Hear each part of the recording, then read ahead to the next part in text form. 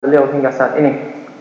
Ikhwatal Islam, kaum muslimin, pemirsa Ahsan TV dimanapun Anda berada, senang sekali malam hari ini kami dapat menemani Anda untuk mengikuti kajian rutin kita yang insyaallah ta'ala akan membahas kajian kitab Manhaj Aqidah Imam Asy-Syafi'i yang dikarang oleh Syekh Dr. Muhammad bin Abdul Wahhab Al-Aqil. Dan tentunya kajian pada malam hari ini akan dibawakan oleh guru kita, yaitu Al-Ustaz Ahmad Zainuddin LC hafizahullah ta'ala.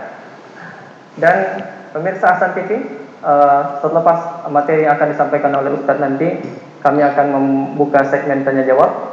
Pemirsa yang ingin bertanya seputar topik kajian kita pada malam hari ini dapat menghubungi kami pada layanan telepon 0813 1829 4352, atau pemirsa Ahsan TV yang juga ingin bertanya melalui pesan singkat WhatsApp juga dapat menghubungi kami di nomor telepon 0813 14455557. Baik, alhamdulillah saat ini Al-Ustaz Ahmad Zainuddin telah terhubung bersama kami melalui layanan Skype. Sebelum kita memulai kajian kita sapa Ustaz sejenak. Assalamualaikum Ustaz.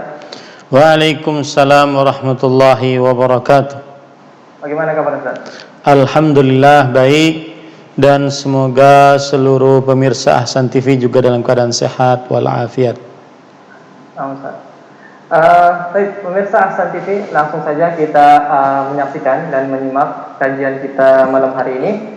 Kepada Ustaz Ahmad Zainuddin LC hafizahullah ta'ala, kami persilakan, falyatafadhal mashkuran Ustaz. Bismillahirrahmanirrahim. Alhamdulillahirabbil alamin, wa bihi nasta'inu ala umuri dunya waddin. Wassalatu wassalamu ala asyrafil anbiya'i wal mursalin, nabiyyina Muhammadin wa ala alihi wa ashabihi ajma'in. Amma ba'du. Alhamdulillah, kita bersyukur pada Allah Subhanahu wa taala pada hari ini, hari Rabu malam Kamis 21 Syawal 1442 Hijriah, kita dimudahkan oleh Allah Subhanahu wa taala untuk duduk bersama mengkaji kembali kitab Manhajul Imam Syafi'i fi Itsbatil Aqidah, Manhaj Imam Syafi'i dalam akidah. Dan ini adalah pertemuan yang ke-15, dan kitab ini ditulis oleh Fadilatul Syekh Profesor Dr. Muhammad bin Abdul Wahhab Al-Aqil rahimahullah hafizahullahu ta'ala.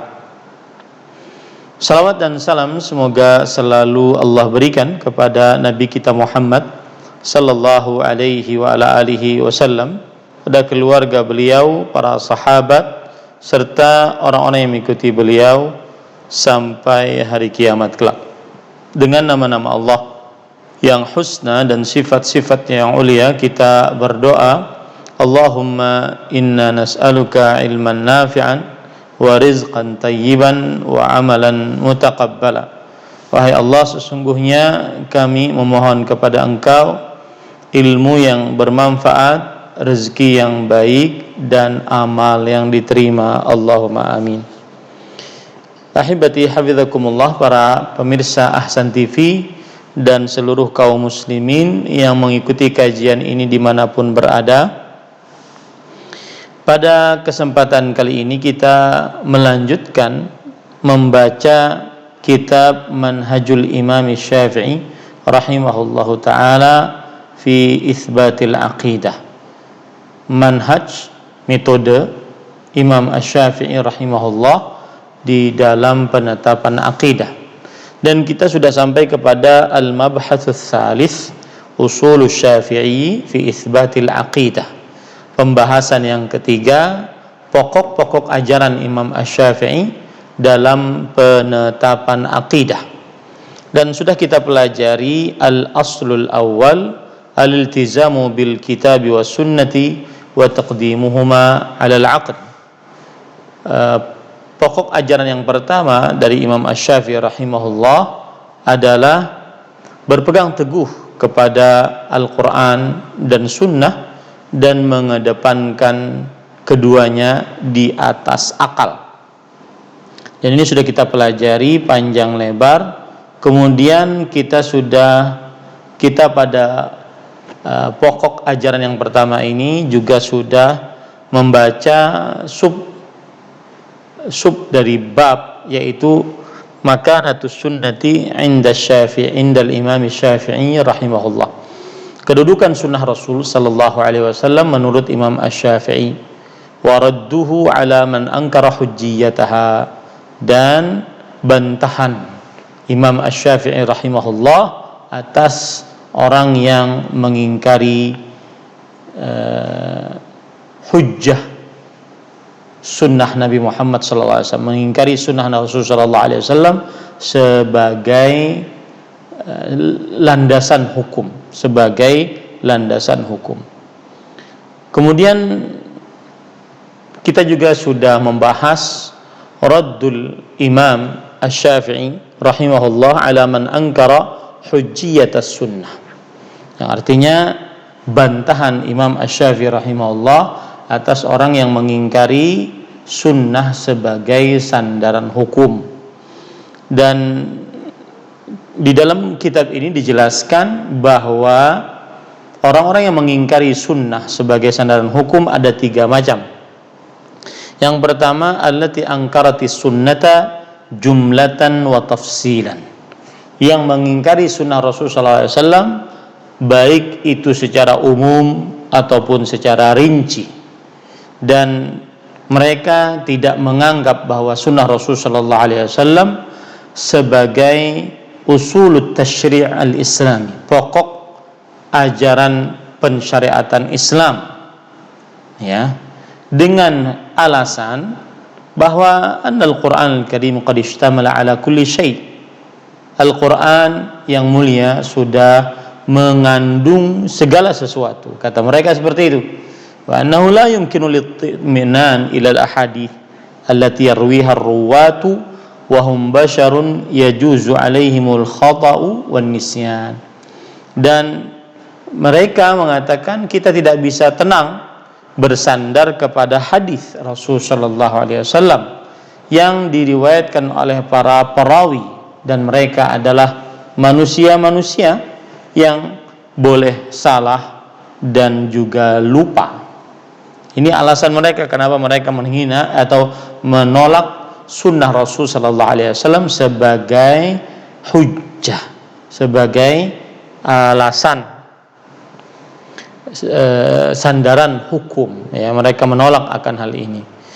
Nah, ini kelompok yang pertama. Kelompok yang kedua yang menolak sunnah sebagai sandaran hukum adalah orang-orang yang menolak hadis Rasul sallallahu alaihi wasallam in zada 'ala al-Qur'an, kalau seandainya lebih daripada Al-Qur'an. Mereka mengatakan la tuqbalu minal ahadits illa ma kana bayanan lil Qur'an. Tidak diterima hadis dari Rasul sallallahu alaihi wasallam kecuali yang merupakan penjelas terhadap Al-Qur'an. Mohon maaf. Jadi ini adalah kelompok yang kedua.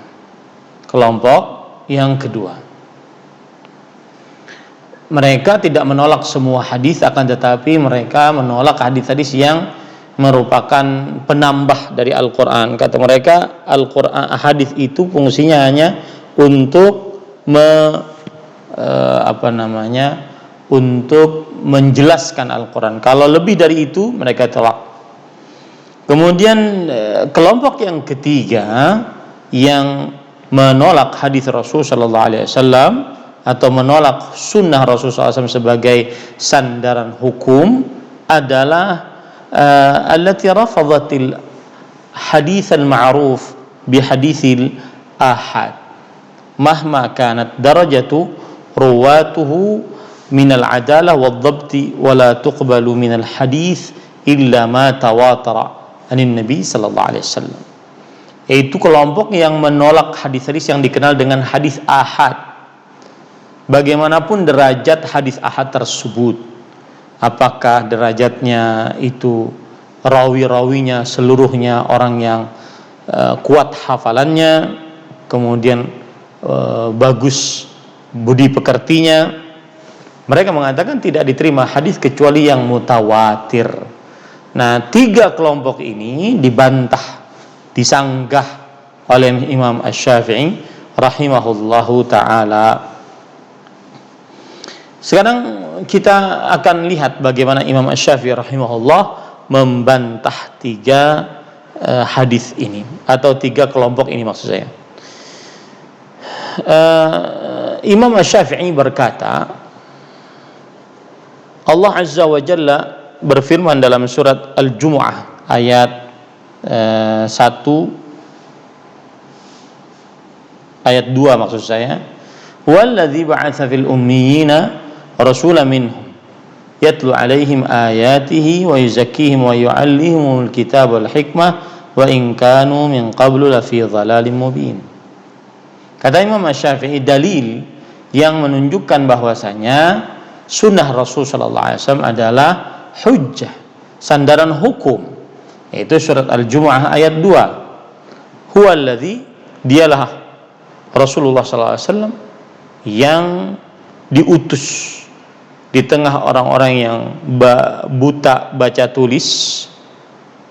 Saya ulangi, dialah yang telah mengutus seorang rasul di tengah umat yang buta baca tulis, dan rasul tersebut dari mereka membacakan kepada mereka ayat-ayatnya, mensucikan mereka dan mengajarkan kepada mereka Alkitab dan Al-Hikmah. Dan mereka dahulu benar-benar di dalam kesesatan yang nyata. Ayat ini, kata Imam Syafi'i, dalil yang menunjukkan bahwa sunnah Rasul sallallahu alaihi wasallam adalah sandaran hukum, hujjah. Taib. Sedangkan orang yang mengingkari sunnah, mereka mengatakan, faqad alimna annal kitaba kitab Allah, famal hikmah.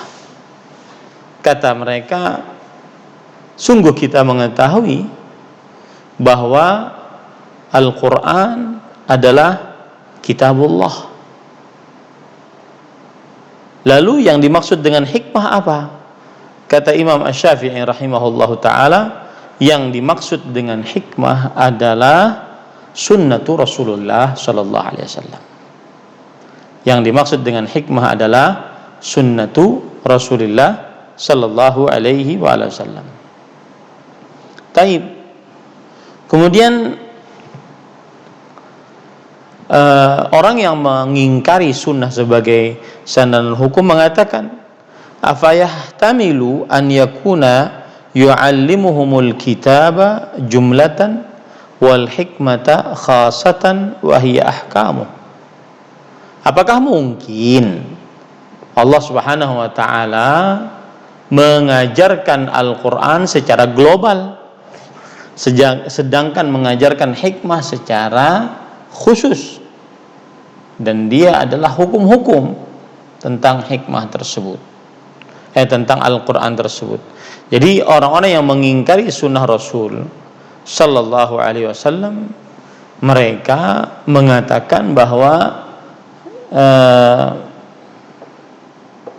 mana mungkin Allah menurunkan Al-Quran, Alkitab secara global, lalu menurunkan sunnah Rasul secara rinci. Ini nggak mungkin, kata mereka yang menolak sunnah sebagai sandaran hukum. Dibantah oleh Imam Asy-Syafi'i, ta'ni bi an yubayyina lahum 'anillahi 'azza wa jalla mithla ma bayyana lahum fi jumlatil fara'idh minas salah waz zakah wal hajj wa ghairiha, fayakunullahu qad ahkama fara'idha min fara'idhihi bi kitabihi wa bayyana kaifa hiya ala lisani nabiyhi sallallahu alaihi wasallam.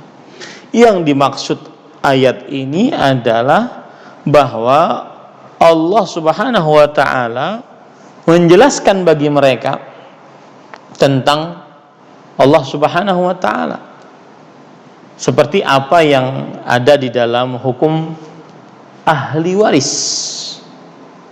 Hukum maksud saya berbagai macam hukum yang global seperti sholat, zakat, haji dan selainnya.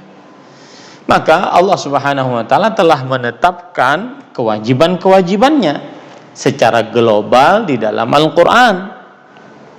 Dan Rasulullah sallallahu alaihi wasallam sudah menjelaskan bagaimana kewajiban-kewajiban tersebut dilaksanakan. Tata cara sholat kita nggak akan dapati di dalam Al-Qur'an. Tata cara berzakat kita tidak akan dapati di dalam Al-Qur'an. Tata cara haji secara detail kita tidak akan dapati dari Al-Quran kecuali dari sunnah Rasul Sallallahu Alaihi Wasallam. Kemudian Imam Asy-Syafi'i rahimahullahu taala juga mengatakan, fa in dhahabta hadzal madhhab fahiya fi ma'na al-awwal. Mithluhu alladhi la tasilu ilaihi illa bi khabarin an Rasulillah sallallahu alaihi wasallam, yakni anna sunnata syarihatun lil Quran.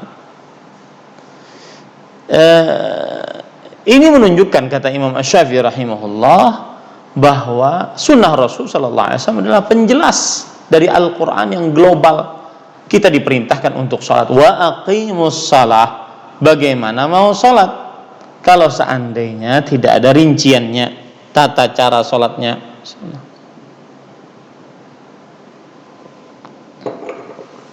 Saya minum dengan tangan kanan. Tidak ada rinciannya. Ya, ini pada ikhwah. Zakat, haji juga seperti itu, dan beberapa hukum Islam juga seperti itu. Baik. Kata yang menolak sunnah Rasulullah SAW sebagai sandaran hukum, mereka mengatakan ayat tadi, wa yu'allimuhumul kitaba wal hikmah, dan Rasul yang diutus kepada kaumnya mengajarkan Alkitab dan Al-Hikmah. Mungkin maksudnya di sini adalah pengulangan pembicaraan, yaitu Rasulullah SAW diperintahkan untuk mengajarkan Al-Quran dan Al-Hikmah. Al-Hikmah adalah bacaan dari bahasa lain dari Al-Quran itu sendiri. Artinya sama di sini. Artinya tidak perlu sunnah. Hikmah di sini maksudnya adalah Al-Quran.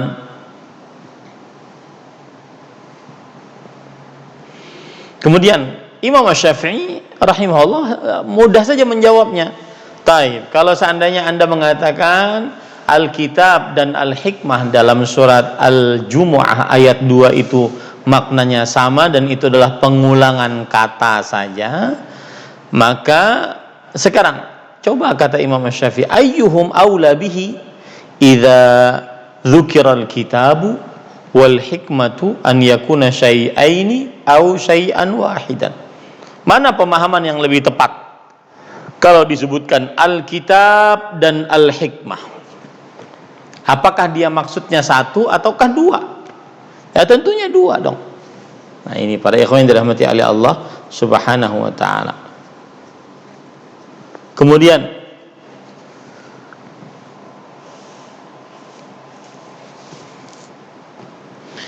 kata Imam Asy-Syafi'i rahimahullahu ta'ala,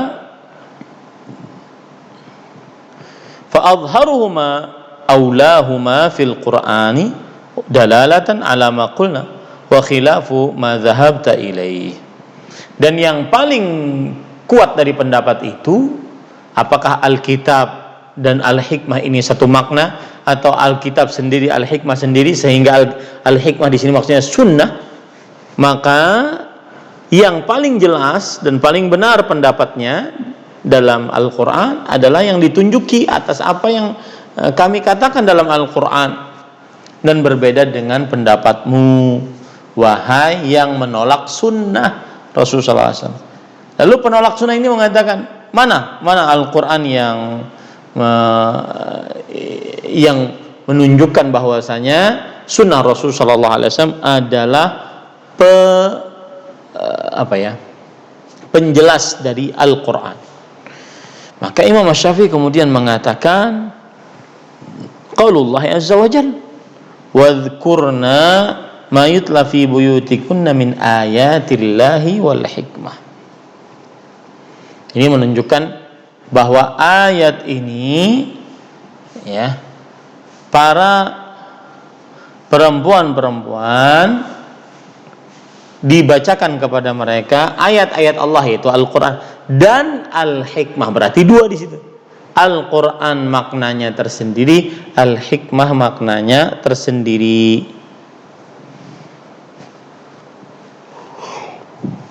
Taib. Orang yang menolak sunnah Rasul sallallahu alaihi wasallam juga mengatakan kalau Al-Qur'an bisa dibaca dan dibaca dapat pahala, sedangkan fa kaifa tutlal hikmah, sedangkan bagaimana ditilawahi al-hikmah. Kalau Al-Qur'an bisa ditilawahi, al-hikmah ditilawahi bagaimana? Maka Imam Asy-Syafi'i rahimahullah taala mengatakan inna ma ma'na tilawah an yantiqa bil Qur'ani was sunnah kama yantiqu biha. Sesungguhnya makna dari tilawah adalah seseorang mengucapkan ayat dari Al-Qur'an dan juga mengucapkan sunnah Rasul sallallahu alaihi wa alihi wasallam. Nah, ini adalah pendapat Imam Asy-Syafi'i dan cara beliau menyanggah orang-orang yang menolak sunnah Rasul sallallahu alaihi wasallam sebagai hadisnya, sebagai sandaran hukum. Nah, kemudian Imam Asy-Syafi'i rahimahullahu taala menyebutkan lagi bagaimana ayat-ayat Al-Qur'an dan hadis-hadis Rasul sallallahu alaihi wasallam memerintahkan untuk mengikuti sunnah Rasul sallallahu alaihi wasallam. Imam Asy-Syafi'i rahimahullahu taala berkata, "Iftaradallahu alaina ittiba'a nabiyhi sallallahu alaihi wasallam." Allah mewajibkan kita untuk mengikuti sunnah Rasul, mengikuti Nabi Muhammad sallallahu alaihi wasallam. Kata orang yang mengikuti sunnah, orang yang mengingkari sunnah sebagai sandaran hukum, mereka mengatakan, mana ayatnya yang Allah Subhanahu wa taala mewajibkan atas kita untuk mengikuti Nabi Muhammad sallallahu alaihi wasallam. Maka Imam Syafi'i menjawab, qala Allah azza wa jalla, Allah Subhanahu wa taala berfirman dalam surah An-Nisa ayat 65, "Fala wa rabbika la yu'minun hatta yuhakkimuka fima shajara bainahum, thumma la yajidu fi anfusihim harajan mimma qadait wa yusallimu taslima." Maka tidak, sama sekali tidak, demi Tuhanmu, mereka tidak beriman sampai mereka menjadikan engkau, wahai Muhammad SAW, sebagai hakim di dalam perkara-perkara yang mereka perselisihkan. Tsumma la yajidu fi anfusihim harajan mimma qadait. Kemudian mereka tidak mendapati di dalam hati mereka keberatan mimma qadait, dari apa yang engkau telah perbuat. Wa yusallimu taslima, dan menerima dengan sebenar-benar penerimaan. Nah, ini menunjukkan bahwasanya ayat ini, surat An-Nisa ayat 65, wajib bagi kita untuk mengikuti Nabi Muhammad sallallahu alaihi wasallam. Begitu juga dalil yang lain, surah An-Nisa ayat 80. Wa man yuti'ir rasula faqad ata'a Allah. Siapa yang taat kepada Rasulullah SAW, maka sungguh ia telah taat kepada Allah Subhanahu wa taala. Ini dalil juga yang menunjukkan bahwasanya sunnah Rasul sallallahu alaihi wasallam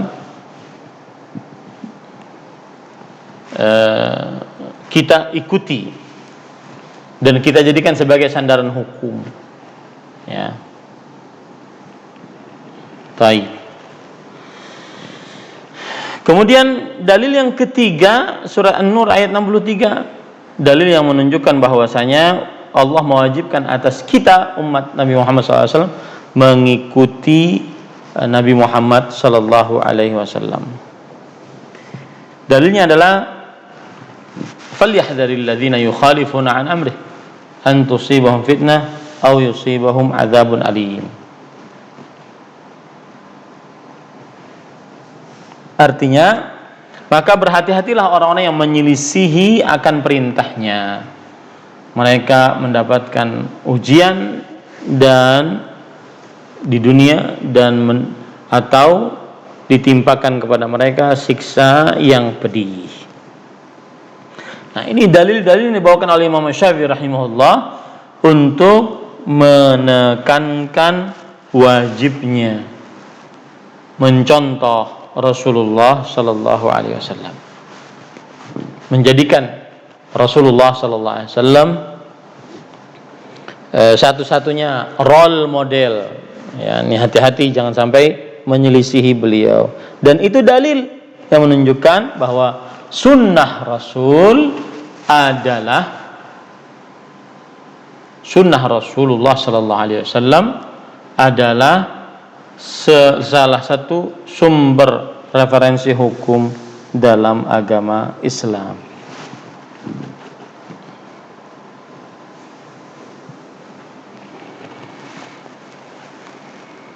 Nah, baik. Kemudian para ikhwan yang dirahmati oleh Allah Subhanahu wa taala,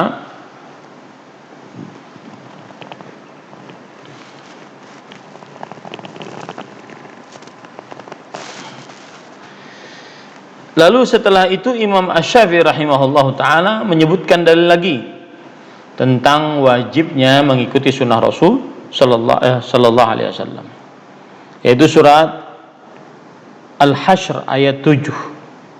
Wa ma atakumur rasulu fakhudhuhu wa ma nahakum anhu fantahu.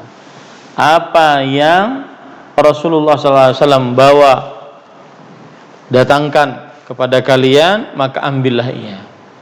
Dan apa yang Rasulullah sallallahu alaihi wasallam larang, maka jauhilah. Nah, ini menunjukkan wajibnya mengikuti perintah Rasulullah sallallahu alaihi wasallam.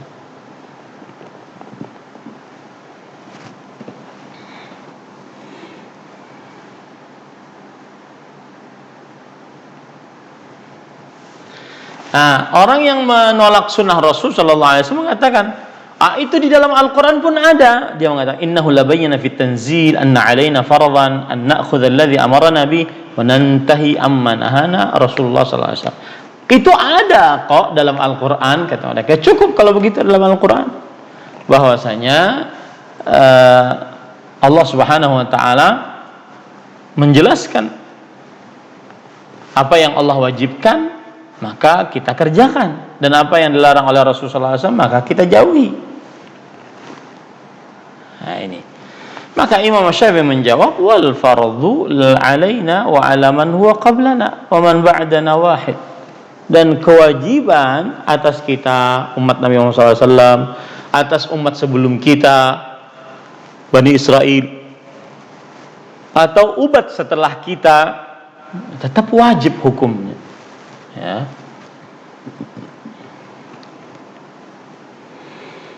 Baik. Imam Syafi'i juga berkata, fa in kana dzalika alaina fardhan fi ittiba'i amri Rasul sallallahu alaihi wasallam an nuhita annahu idza farada alaina syai'an faqad dallana 'ala al-amri alladhi yu'khadhu bihi min fardhihi.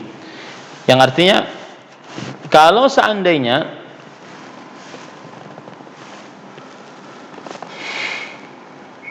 wajib bagi kita, kata Imam Syafi'i, ya, untuk mengikuti Rasul sallallahu alaihi wasallam, apakah kita meliputi seluruh apa yang diwajibkan atas kita sehingga kita mengambil seluruhnya? Nah, ini maksudnya adalah bagi orang-orang yang mengingkari sunnah Rasul sallallahu alaihi wasallam, maka ketahui baik-baik bahwasanya Allah mewajibkan atas kita untuk mengikuti sunnah Rasul sallallahu alaihi wasallam.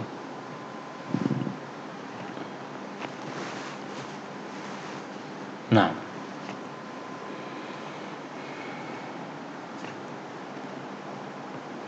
kemudian kata Imam Syafi'i rahimahullah, ini yang menunjukkan kuatnya ilmu Imam Asy-Syafi'i rahimahullah ta'ala. Beliau mengatakan, fahal tajidu sabila ila ta'diyati fardhillahi azza wa jal fi ittiba'i awamirihi Rasulullah SAW wa au ahadun qablaka au ba'daka mimman lam yushahid Rasulullah SAW illa bil khabari an Rasulillah SAW. Apakah engkau mendapati jalan untuk menunaikan apa yang Allah Subhanahu wa taala wajibkan dan apa yang Rasul sallallahu alaihi wasallam simpan dari perintah-perintah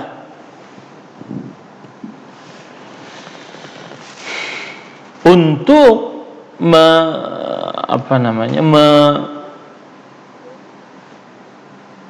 meyakini bahwasanya wajib mengikuti sunnah Rasul sallallahu alaihi wasallam.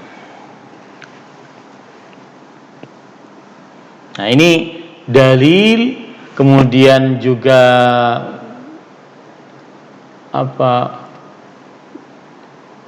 percakapan antara Imam Asy-Syafi'i rahimahullah dengan orang yang mengingkari sunnah Rasul sallallahu alaihi wa ala alihi wasallam. Nah,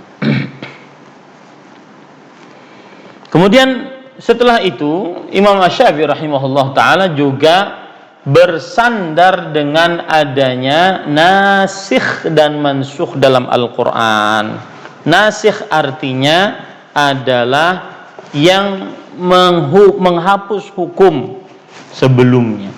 Mansukh artinya yang dihapus hukum oleh yang menghapus hukum.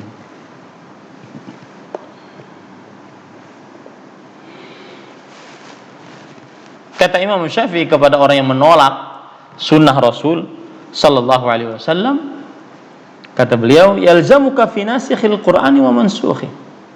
Kamu yang menolak sunnah Rasul sallallahu alaihi wasallam sebagai sandaran hukum, maka wajib bagimu untuk berbuat di dalam perkara nasikh dan mansukh, menghapus hukum dan hukum yang terhapus. Apa maksudnya? Seakan-akan Imam Syafi'i mengatakan begini, hei kalian yang menolak sunnah Rasul sallallahu alaihi wasallam, maka bagaimana kalian bisa menolak kalau seandainya ada di dalam agama Islam ada yang dimaksud dengan nasikh wa mansukh. Ada yang dimaksud dengan itu, nasikh wa mansukh. Ada hukum kemudian dihapus hukum ini. Menghapus disebut nasikh, yang terhapus disebut mansukh. Nah,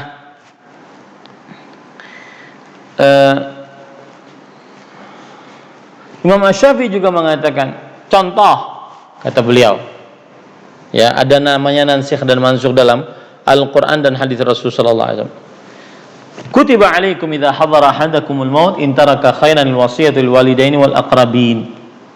Diwajibkan atas kalian jika kematian mendatangi salah seorang di antara kalian kemudian dia meninggalkan hal yang baik-baik,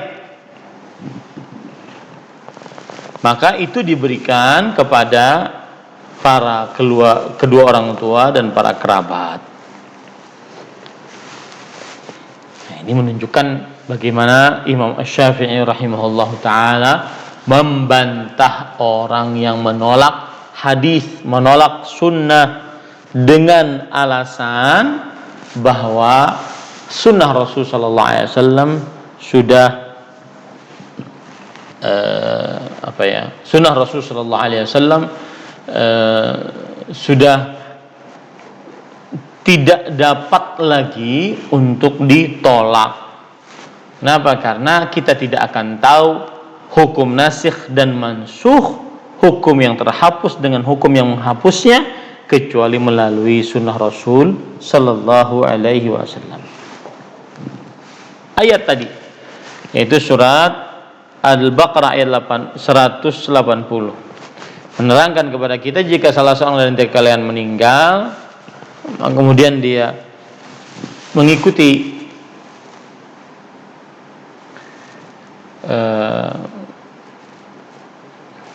kemudian dia meninggalkan, maksudnya meninggalkan harta yang banyak, maka ini diberikan kepada kedua orang tua dan para kerabat. Nah, sedangkan di dalam ayat warisan dalam surah An-Nisa ayat 11, Imam Asy-Syafi'i, Allah Subhanahu wa taala berfirman, "Wali abawaihi likulli wahidin minhuma as-sudus mimma taraka in kana lahu walad, fa illam yakul lahu walad fa warithahu fa abawahu fali ummihi thuluts fa in kana lahu ikhwatun fa fali ummihi sudus." Ayat ini menjelaskan dengan detail hukum warisan. Nah, kata Imam Asy-Syafi'i rahimahullah, kita menetapkan berdasarkan khabar dari Rasulullah SAW bahwa ayat-ayat tentang hukum ahli waris dihapus dengan ayat-ayat yang berkaitan dengan wasiat untuk berbuat baik pada kedua orang tua, pada para kerabat. Nah, ini para ikhwah yang dirahmati oleh Allah Subhanahu wa taala. Jadi intinya Imam Syafi'i ingin mengatakan, hei kalian yang menolak sunnah Rasulullah SAW sebagai sandaran hukum, maka harus dipahami baik-baik, kalian tidak akan bisa menolak sunnah Rasulullah SAW. Kalau kalian menolak, kalian tidak akan bisa mengamalkan hukum nasikh mansukh dalam Al-Quran dan di Rasulullah SAW. Nah, kalau kita ringkas bagaimana bantahan Imam Asy-Syafi'i rahimahullahu taala terhadap orang yang mengingkari sunnah Rasulullah SAW sebagai sandaran hukum, kata penulis, annallaha faradha alaina ittiba'a Rasulillah sallallahu alaihi wasallam wa an na'tamira bi amrihi wa nantahi bim amma naha anhu. Allah Subhanahu wa taala mewajibkan atas kita untuk mengikuti sunnah Rasulullah SAW, mengerjakan perintahnya, menjauhi larangan-larangannya. Yang kedua, la sabila lana ila ta'ati amrillahi fi dzalik illa bil amal bima warada an Rasulillah sallallahu alaihi wasallam ma'a salamatis sudur an syubahir raddi wa ma'a taslimi li amrihi wa hikamihi li amrihi wa hukmihi sallallahu alaihi wasallam. Tidak ada jalan bagi kita untuk mentaati perintah Allah dalam hal itu kecuali dengan amal dari Rasulullah sallallahu alaihi wasallam, disertai dengan selamat hatinya dari syubhat-syubhat yang menolak perintah Rasul sallallahu alaihi wasallam dan hukum Rasul sallallahu alaihi wasallam. Nah, ini yang kedua ringkasannya. Tidak ada jalan kecuali tidak ada jalan mentaati Allah Subhanahu wa taala kecuali dengan mengamalkan apa yang ada pada Rasulullah sallallahu alaihi wasallam. Yang ketiga, annal muslima bihajatin li sunnatin Nabi sallallahu alaihi wasallam. Orang muslim itu sangat memerlukan sunnah Rasul sallallahu alaihi wasallam untuk menjelaskan ma ujmila fil Quran, menjelaskan apa yang disebutkan secara global dalam Al-Quran. Kemudian Imam Syafi'i tadi mencontohkan dengan ayat warisan dengan ayat wasiat. Nah, inilah bantahan Imam Asy-Syafi'i terhadap kelompok yang pertama yang mengingkari sunnah sebagai sandaran hukum. Nah, itu dia. Masih ada dua kelompok lagi, yaitu yang mengingkari sunnah Rasul sallallahu alaihi wasallam bahwa tidak bisa diterima kecuali jika ada pokok ajaran dalam Al-Quran. Jadi mereka menolak hadis. Kata mereka, kami tolak hadis kecuali yang merupakan penjelas terhadap Al-Quran dan hadis. Ya.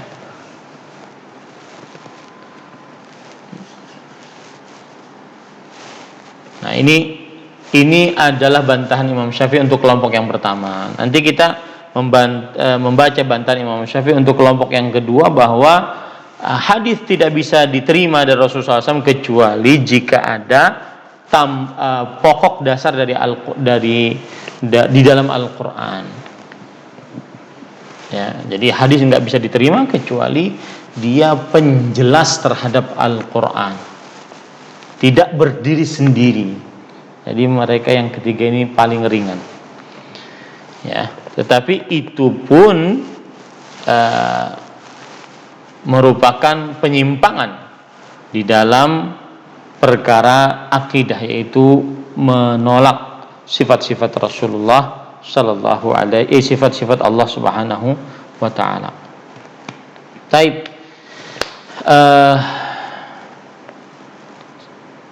Kalau kita lanjutkan,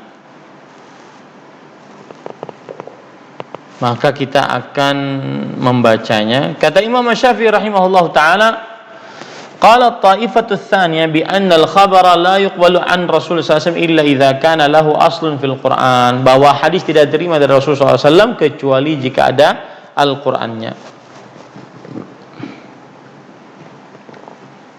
Ini pendapat kelompok yang kedua yang menolak sunnah Rasul SAW sebagai sandaran hukum. Nah,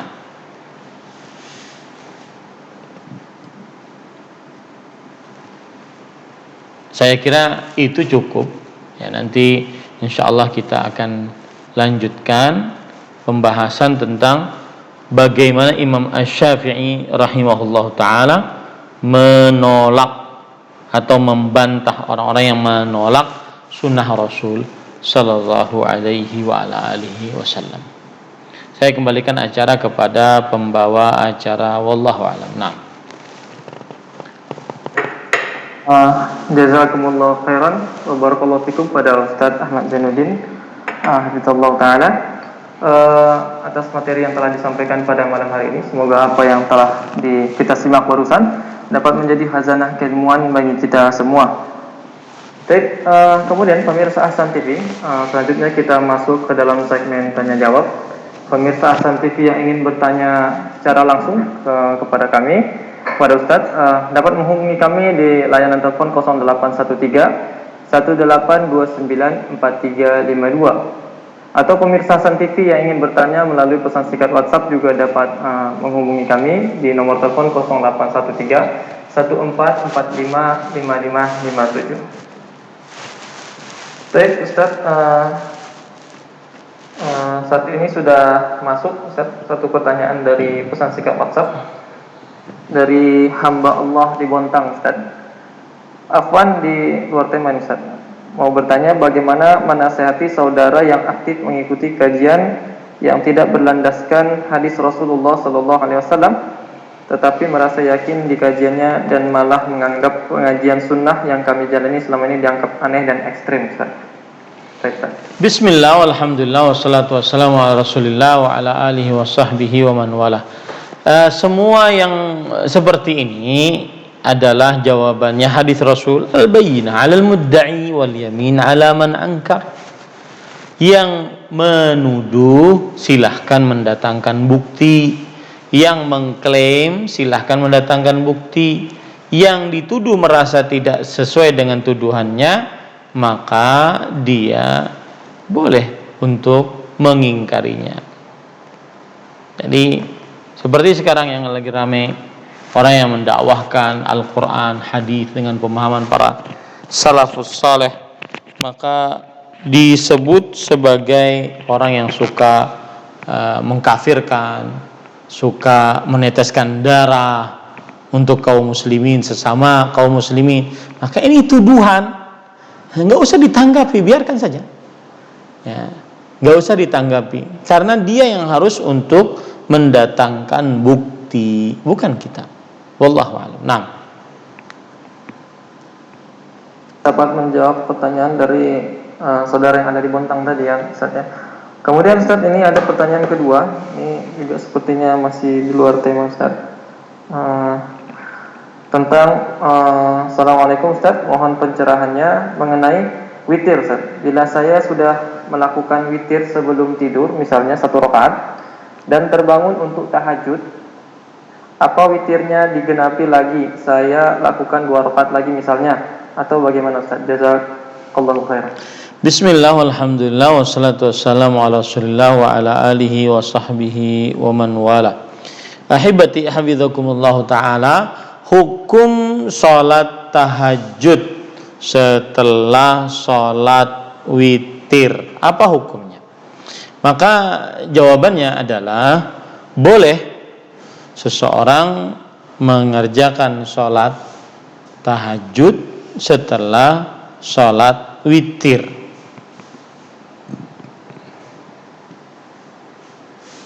Kenapa demikian? Karena Rasulullah sallallahu alaihi wasallam pernah bersabda, salatul laili masna masna, fa idza khasya ahadukumus subh falyutir biwahidah. Salat malam itu 2 rakaat salam, 2 rakaat salam. Jika salah seorang di antara kalian takut masuk waktu subuh, maka hendaklah dia berwitir mengerjakan 1 rakaat.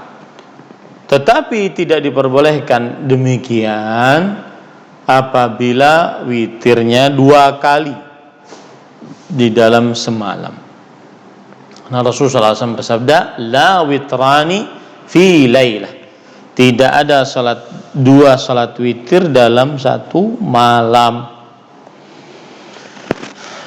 Nah, apabila ada orang yang mengerjakan salat witir, kemudian dia bangun untuk tahajud, apakah dia menyicil witirnya tadi? Maka jawabannya tidak.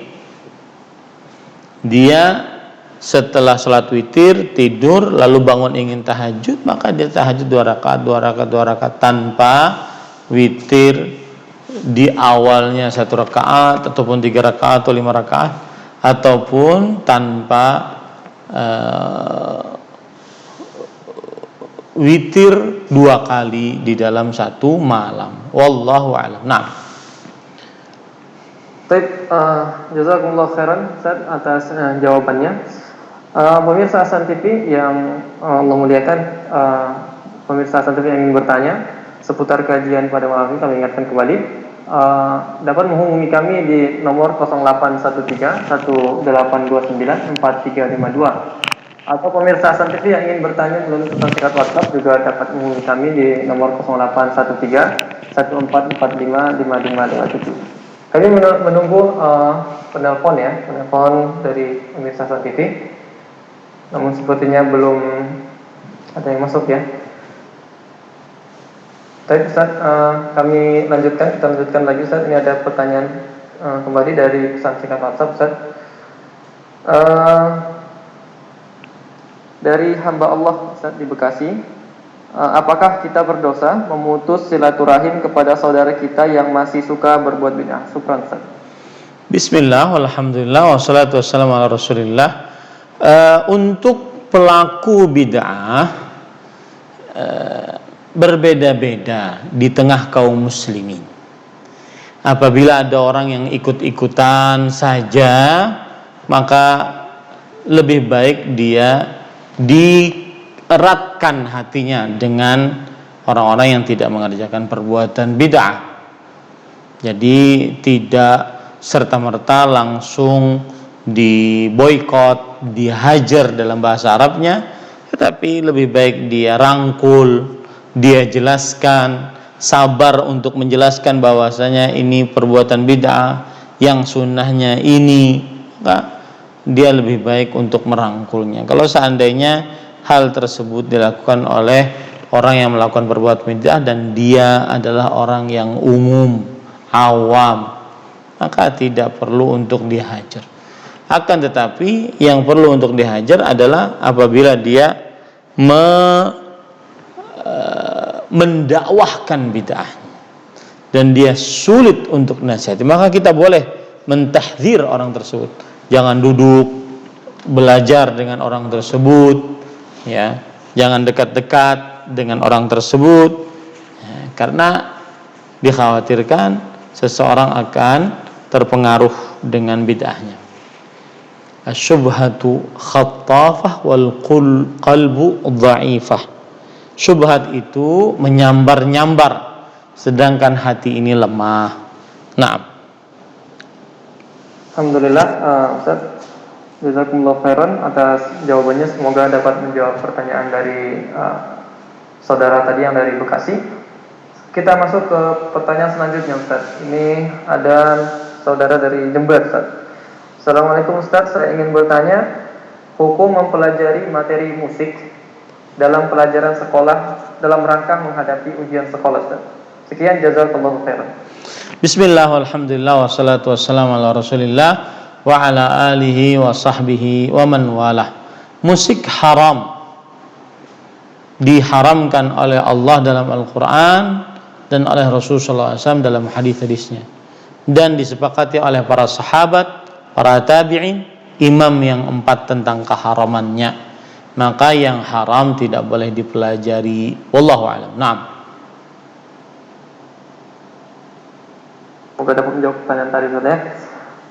Selanjutnya kita lanjutkan lagi pertanyaan, masih dalam pertanyaan WhatsApp, Ustaz.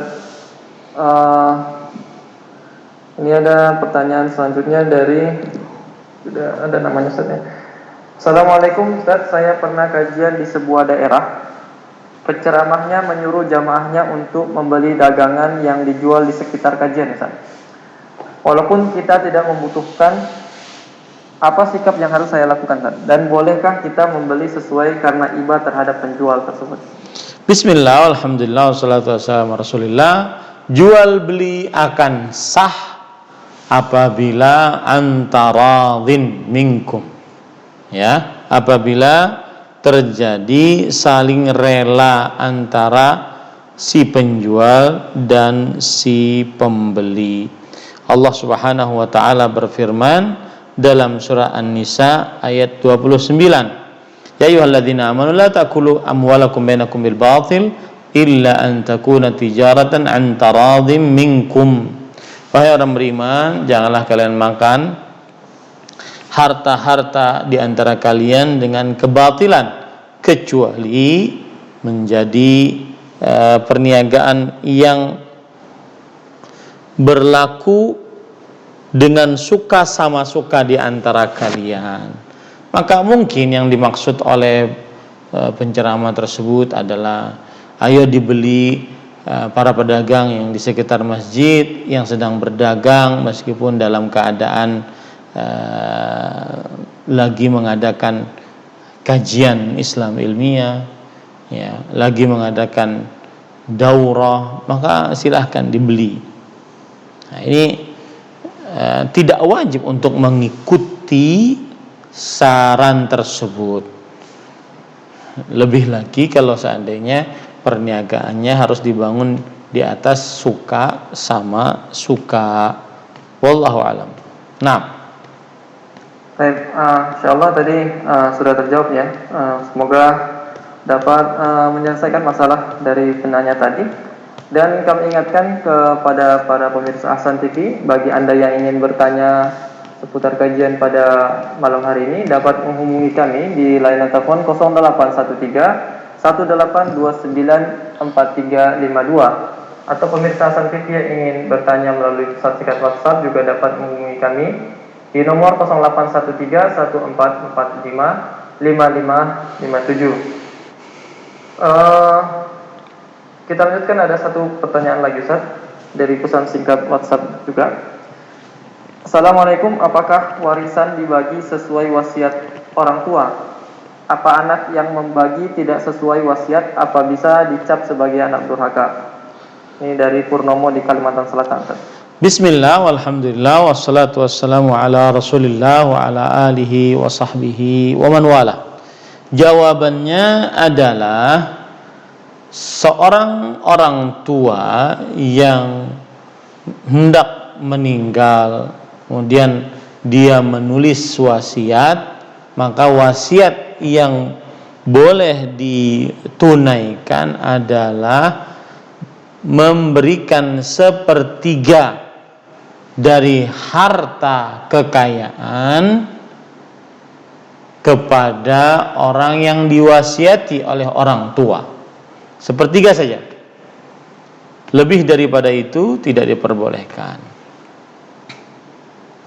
Baik. Kalau sudah kita pahami itu, maka kemudian apakah anak yang membagi warisan sesuai dengan yang ditentukan dalam Al-Quran, tetapi orang tuanya sedih, orang tuanya tidak terima, apakah ini termasuk kedurhakaan? Maka jawabannya tidak, karena Rasulullah Subhanahu wa taala berfirman, Rasulullah SAW bersabda, la ta'ata li makhluqin fi ma'siyatillah, yang artinya tidak ada ketaatan kepada seorang makhluk siapapun dia ke dalam perihal bermaksiat kepada Allah Subhanahu wa taala. Nah, baik, insyaallah semoga dapat menjawab pertanyaan dari Bapak Purnomo tadi, Ustaz ya. Selanjutnya Ustaz, ini ada pertanyaan dari Abu Nafla di Bekasi. Assalamualaikum Ustaz, mohon nasihat dari antum terkait dengan adab-adab dalam bermedsos agar kita tidak mudah-mudah dalam berkomentar, Ustaz. Bismillah, walhamdulillah, wassalatu wassalamu ala rasulillah wa ala alihi wa sahbihi wa man wala. Memang salah satu ujian terbesar bagi manusia-manusia yang hidup di zaman sekarang ini adalah media sosial. Maka media sosial ini bisa sebagai senjata sangat berguna untuk menyebarkan Islam dan dakwah Islam. Tetapi dia juga seperti pedang bermata lain. Dia sangat bisa untuk menghilangkan pahala. Di antaranya yang dilakukan oleh sebagian orang adalah memberikan komentar yang buruk, baik itu dengan nada yang buruk ataupun dengan kata-kata yang buruk ataupun dengan perlakuan yang buruk. Maka pada saat itu media sosialnya dia akhirnya gunakan untuk hal-hal yang tidak bermanfaat. Dan sebagaimana ucapan lisan asal hukumnya adalah diam, maka bermedia sosial juga asal hukumnya adalah diam jika terjadi kegentingan di antara kaum muslimin. Wallahu alam, ini yang bisa saya sampaikan kira-kira. Mudah-mudahan kita bisa lanjutkan